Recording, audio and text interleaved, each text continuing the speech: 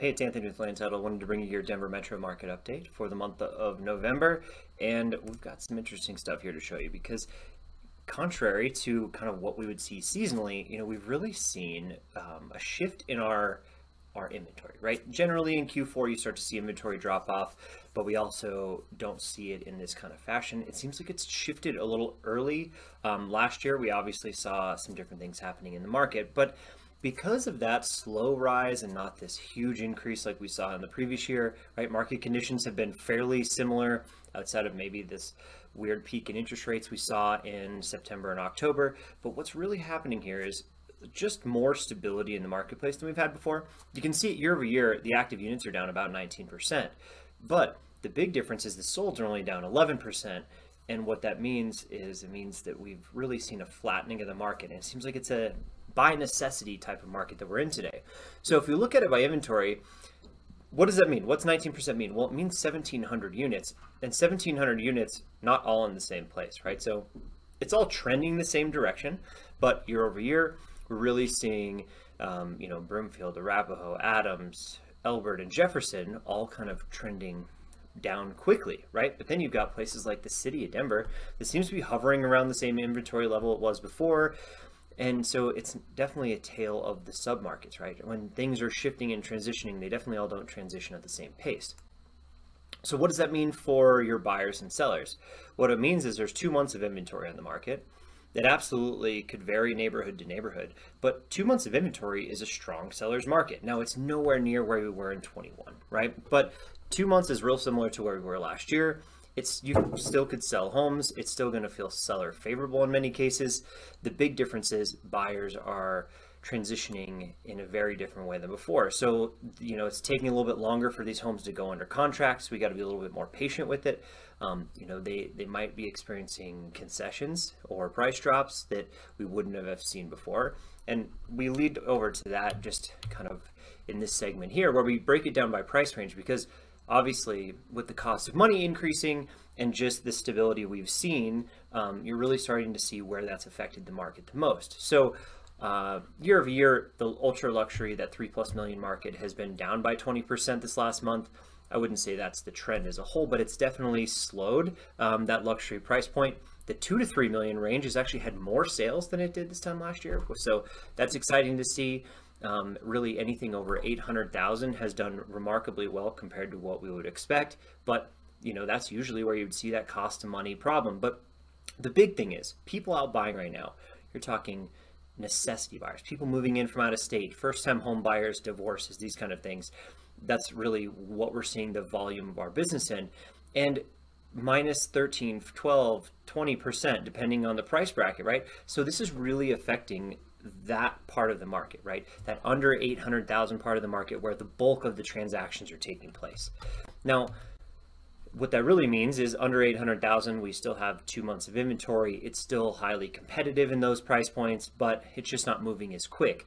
Now we get over, over 1 million really, and we get into this more balanced market in the luxury price points. Even though the homes that are selling pretty quick, there's a lot more inventory starting to pile up, and you can really feel that in the marketplace. I guess this kind of says it all for where we've kind of been over the last year. You can see the bar graph really tells us you can see this year has been a little bit more muted than the beginning of last year, and then we're kind of catching up on the rear end here, but it's going to feel really similar to this time last year. And it just seems like we're kind of in this until interest rates sort of change. So with that reduced amount of activity from buyers and sellers, we're kind of just hanging out and waiting. And that's actually not necessarily a bad thing because in the state of Colorado, it shows some resiliency in the market here because other markets like Austin, I read an article on, is down the most of any market. So they've had a big drop in their values, and same with like a Las Vegas or a Phoenix. So they're boom and bust kind of markets. The resiliency in Colorado is actually a really great thing we can see here. Now, if we're looking at it by sales price, how do you have this conversation, right? This is a tough one because it's not necessarily the same composition of sales as a year ago. Things have really stabilized. You can see we chased prices down quite a bit there for a while last year, and then they saw a big spring boost, and then we sort of chasing prices down again, but just a little bit this time, right? And that little bit actually, if you look at history, feels a lot more like normal seasonality. So we're kind of starting to see some more consistency in this number. Month over month, we were down like $8,000, which is only 1%. You know, that happens, but year over year, we're still up 3%, right? So we're up from where we were a year ago, kind of making up some of that ground. It's a really good sign in Colorado that we can stay level and flat in the detached market. Now, if we go over to the attached market, we really didn't see those huge swings like we saw in the detached market, but it really has stagnated out. You can see year over year, we're only at 1.5% up increase there for the attached market. Now, I like this slide because I think this kind of tells a better story, but it really shows just the muted behavior this year, where even though we had a major slowdown pretty quick about that July timeframe last year, we've still just kind of been plugging away and chipping along at it. If we see somewhere around what we saw November and December last year, I wouldn't be too surprised, but we're probably going to be a little bit under that, and our year-to-date numbers are down 18% in total sales. So probably stay right around there. And that's kind of what we should expect for total market activity, right? Because we just have less buyers and less sellers participating in the market, and they're waiting to see what happens, right? Everybody keeps saying that interest rates are going to come down. They're hearing that in the media. The Fed's saying whatever they're saying, and everyone's kind of just waiting to respond and waiting to act. So this is a good slide to have that conversation. The last slide I want to talk about was our percentage sold price to list price. This one I think can be really deceiving right now. It's normally not like this, but it's because of those concessions, right? We have 40% concessions on average right now. And if we have, you know, we have price drops to go with that, this could really be a lot less than what we show. Because what percentage sold price to list price means? It means at the time it goes under contract to the time it sells. What's that variable, right? So you would expect at the higher price ranges, you'd see more discounts. You'd see people, you know, paying for a roof or buying a furnace or, you know, anything that needs to be done needs to be buttoned up.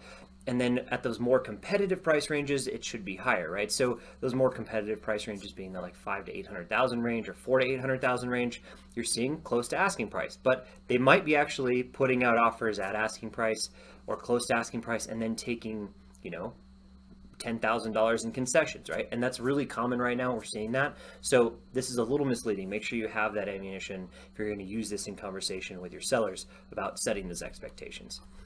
I'm Anthony at Land Title. Don't forget to check out the other videos that I do, or if you have any other information or needs in the market, let me know. I'm always happy to help.